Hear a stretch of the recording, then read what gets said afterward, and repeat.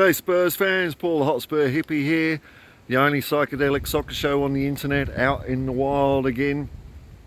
The healing power of nature. And you know what? I'm resting easy. Harry Kane is gone. That's all right though, because we're Tottenham Hotspur. I will have to revisit a couple of my, one of my predictions that I made the other day for this season. And I predicted that the golden boot would be going to Harry Kane. Of course, that is no longer possible. The golden boot will be won by Heung-min Son again. And Spurs are still on for the treble. I hope you all saw Ange Postecoglou's press conference. He just calmed everything down. And this isn't his first rodeo. I'm confident in our season because we do have the best manager going, Ange Postecoglou. Pretty much every time he's joined a club, they've lost big players or shipped off big players, and that's helped Ange rebuild the team in his own image more. So I'm looking at some of the blessings that might come out of this. One that I can instantly think of is that this shadowy organisation, the Players Committee, these players who have the ear of the board, that can go over a manager's head and get them sacked. It looks like that's been decimated. So Harry Kane's gone. Hugo Lloris might be going to either Real Madrid or who's the other lot? So was it Lazio? I mean, how the hell? I don't understand it. But okay, if they want him, they can have him, eh? Pierre-Emile Højbjerg might be going away to Atletico Madrid. That just leaves a committee of two, Eric Dyer and Oliver Skipp, and let's face it, you get a bit bored of looking at their faces all the time. So, you know, this will give Ange a chance to get the players under his wing more than anyone else's wing at Tottenham. I think that's a very, very, very good thing. Very good thing. I'm still excited about the season. Okay, we've had a few goals walk out the door.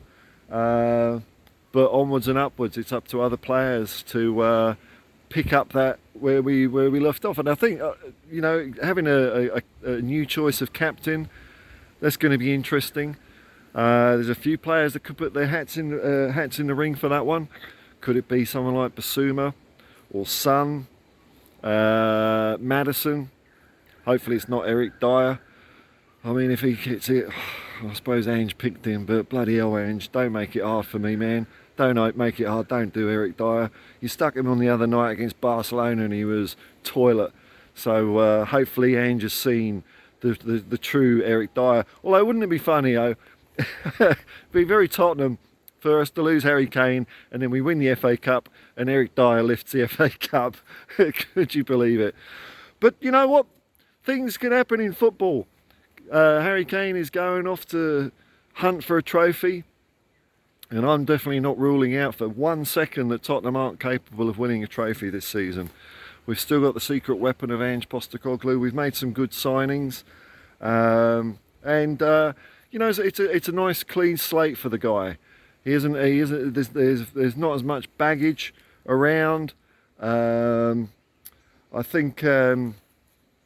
When we take on Brentford tomorrow, I think we're going to see what our team is made of. Don't forget, you know, a couple of days ago, it was only a couple of days ago, folks, that we took on Barcelona, one of the best clubs in Europe. No Harry Kane, our B team, and we stuffed them. I mean, yeah, all right, result, blah blah blah blah blah. We all know we did very well in that game. The result was just due to Ange wanting to put some minutes into players' legs. Not giving too much of a crapper about the result itself. We dominated that game. And that fills me with a hell of a lot of hope, because when we come up to play Fulham in the League Cup, or, you know, Accrington Stanley in the third round of the FA Cup or whatever, that's the team that's going to be on the pitch, probably more than the first team. And if they've got as much gumption as they showed against Barcelona, then I think it would be a foolish man, a foolish person even, that would draw an X against the Tottenham Hotspur column when it comes to trophy divvying out time. I still think we've got a shot, man. I'm feeling actually very positive. You know, the Harry Kane thing did drag out in the end. He's sitting in the airport car park. Can he go? Can't he? Oh, Spurs are doing last minute deals or whatever. It's all crap, innit? He's gone. He's gone. The question, I suppose, is, have we already spent the money, or are we going to spend the money? I don't know the answer to that.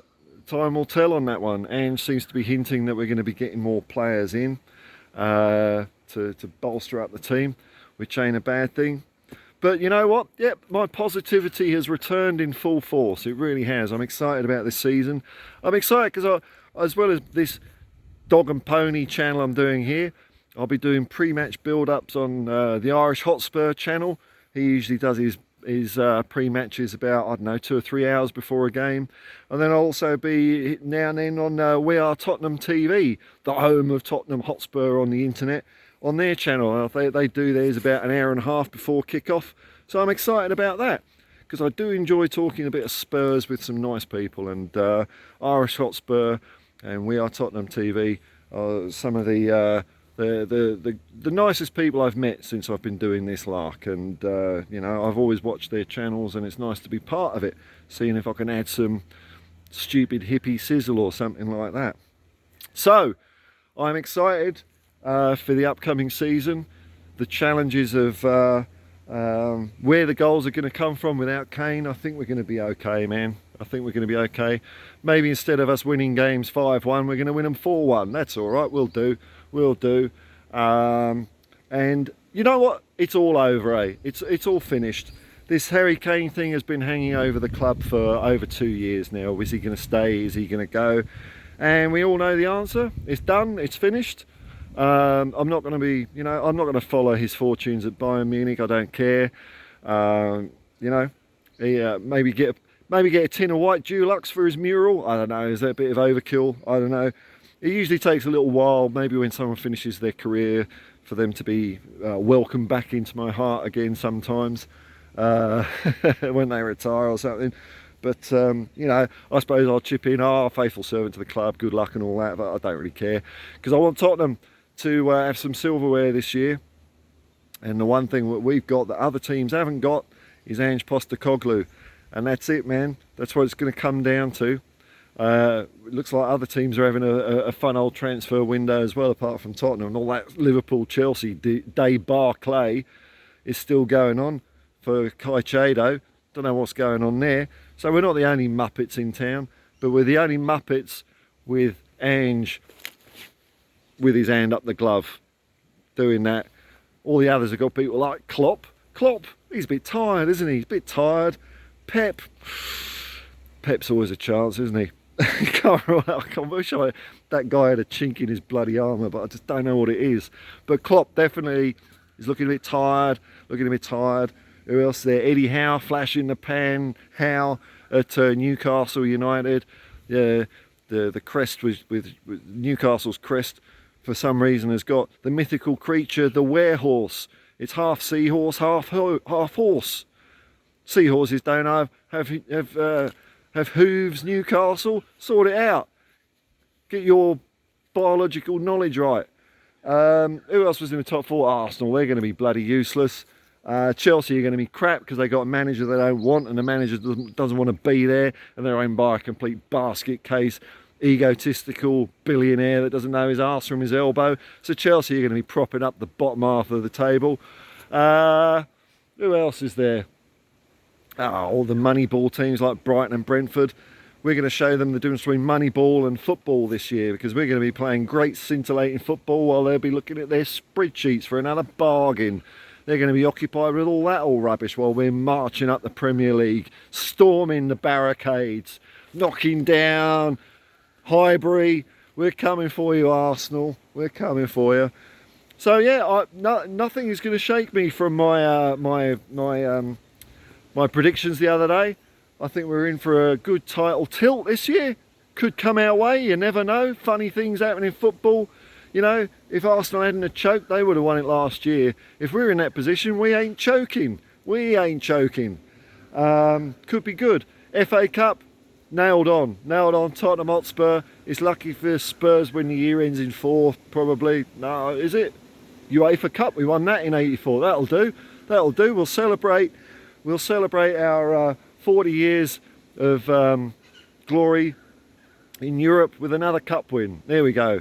Europe's just bloody lucky we ain't in the Champions League this year. We're going to be coming back next year, and wouldn't it be sweet, sweet, sweet, sweet success if we beat Bayern Munich in the Champions League final next year? That'd be fantastic. So anyway, there's a lot to look forward to. There's a lot to look forward to coming out of Hotspur Way and White Hart Lane. We're going to be champagne football merchants, top shelf, black label. Put your kids, don't show your kids. It's going to be that exciting kind of brand of football. It's going to be fantastic. Adults only soccer coming to White Hart Lane. So until next time, folks, I'm pumped. I hope you are too. We're on the Ange Postecoglou Express. Destination Glory leaves the station in about 16 hours. Be there or be square. Peace and love, man. Peace and love. And come on, you Spurs.